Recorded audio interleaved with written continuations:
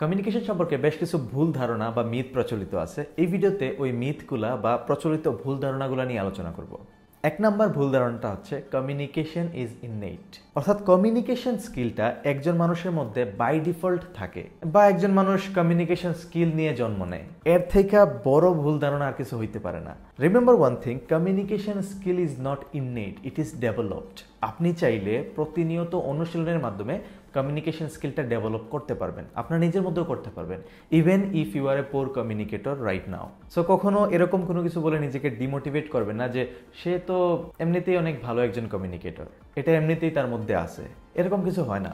সে অনেক পরিশ্রম করে, অনেক অনুশীলন করে, বা ওইরকম ভালো একটা এনভায়রনমেন্টে ছিল যেখানে সবাই বেশ ভালো কমিউনিকেশন করে, তাই তার মধ্যে এই ক্যারেক্টারিস্টিকটা ডেভেলপ হয়েছে, যেটা আপনার মধ্যেও হবে যদি আপনি নিয়মিত প্র্যাকটিস করেন। 2 নম্বর মিথটা হচ্ছে the more you speak the more you communicate, অর্থাৎ আপনি যত বেশি কথা বলবেন, যত বেশি মানুষকে শোনাবেন, আপনি তত ভালো কমিউনিকেট করতে পারবেন।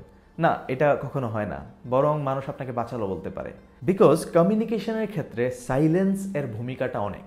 এরকম অনেক সিচুয়েশন আসতে পারে যে সিচুয়েশনে আপনি সাইলেন্ট থেকে যে মেসেজটা কনভে করতে পারবেন, হয়তো কথাবার্তা বললে ওই মেসেজটা জীবনেও কনভে করতে পারতেন না। So you have to find out where you should be silent, where you should speak.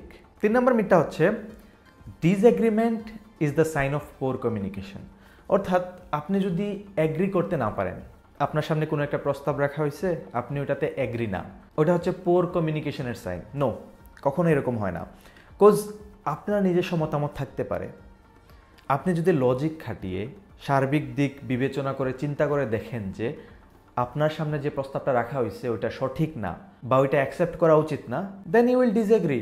That is absolutely fine and that is absolutely a good communication. যদি আপনি সব কিছুতে এগ্রি করেন, তার মানে এই যে আপনি কোনো কিছু নিয়ে ভাবতেছেন না, অনেকটা ওই যে সহমত বাই টাইপের হয়ে যাবেন আর কি, সব কিছুতেই সহমত, সব কিছুতেই সহমত।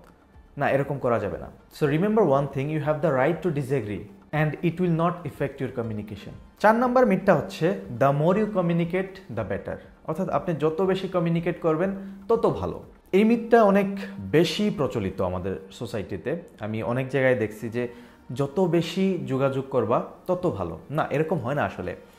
আমি যদি আমার উদাহরণই দেই, আমাকে যদি কেউ একজন সময়ে সময়ে শুধু টেক্সট করতেই থাকে, কল করতেই থাকে, আমি বিরক্ত হবই। আমি জানি না আপনাদের বিষয়টা কি, বাট আমার ক্ষেত্রে আমি বিরক্ত হবই। অ্যান্ড আমি বিশ্বাস করি আমার মতো এরকম লাখ লাখ মানুষ আছে যারা কখনো চাইবে না যে তাদেরকে আপনি বারবার যোগাযোগ করেন তাদের সাথে, বা বারবার তাদেরকে কল করেন, বারবার তাদেরকে টেক্সট করেন। সো এখানে আপনাকে কোয়ান্টিটি থেকে কোয়ালিটিটাকে বেশি প্রাধান্য দিতে হবে। অর্থাৎ আপনি বারবার যোগাযোগ না করে আপনি একবার, দুইবার বা তিনবার হয়তো সর্বোচ্চ অ্যাপ্রোচ করতে পারেন, তাও ডিফারেন্ট টাইমে বা ডিফারেন্ট ডেইজে। অ্যান্ড অফকোর্স আপনার টেক্সটটা বা আপনার মেসেজটা অনেক কোয়ালিটি সম্পন্ন হতে হবে। এছাড়াও আরও বেশ কিছু মিথ প্রচলিত আছে, আপনারা অনলাইনে একটু ঘাটাঘাটি করলে আরও অনেকগুলো মিথ পেয়ে যাবেন, but these are the most common. So আশা করি কমিউনিকেশন সম্পর্কে আপনাদের যদি কোনো ভুল ধারণা থেকে থাকে, এই ভিডিওটা দেখার পর তা আর থাকবে না। সো এই যে 4-5টা মিথ নিয়ে আমি আলোচনা করেছি, এর মধ্যে কোন মিথগুলা আপনি শুনে এসেছেন বা আপনিও বিশ্বাস করতেন, তা কমেন্ট করে জানাবেন।